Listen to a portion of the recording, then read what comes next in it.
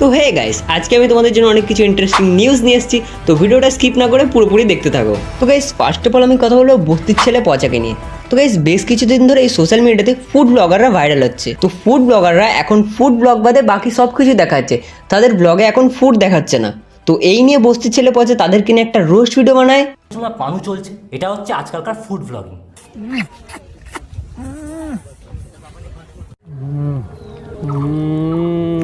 গরু দেখেছো মারা? গরুর থেকেও পারফেক্ট অ্যাকসেন্টে এ কথা বলে।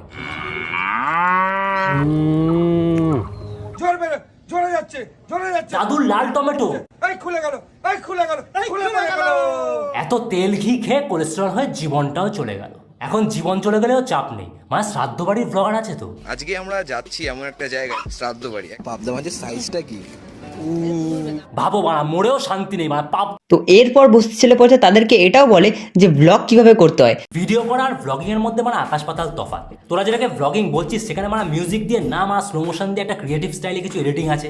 সেই একই জায়গায় গিয়ে একই জিনিস দেখিয়ে যাচ্ছিস প্রত্যেক দিন, এডিটিং এ কোনো এফর্ট নেই। তোরা যেটা করছিস এটাকে মানে ব্লগিং বলে না, এটাকে জাস্ট ভিডিও করা বলে। আমার ভাইয়ের একটা চ্যানেল আছে হাই ফক্স, সেই হাই ফক্স চ্যানেলে গিয়ে ব্লগগুলো যদি দেখো তাহলে বুঝবে যে আসল ব্লগিং কাকে বলে।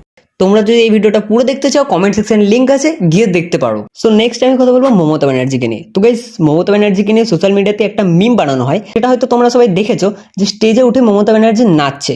তো এটা নিয়ে কলকাতা পুলিশ একটা পোস্ট করে যে এইরকম মিম যারা বানাবে বা শেয়ার করবে তাদের উপর লিগ্যাল অ্যাকশন নিতে পারে। তো তোমরা এরকম মিম শেয়ার করা বন্ধ করে দাও। তো গাইস, নেক্সট আমি কথা বলবো সিএসকে প্লেয়ার ড্যারিল মিচেলকে নিয়ে।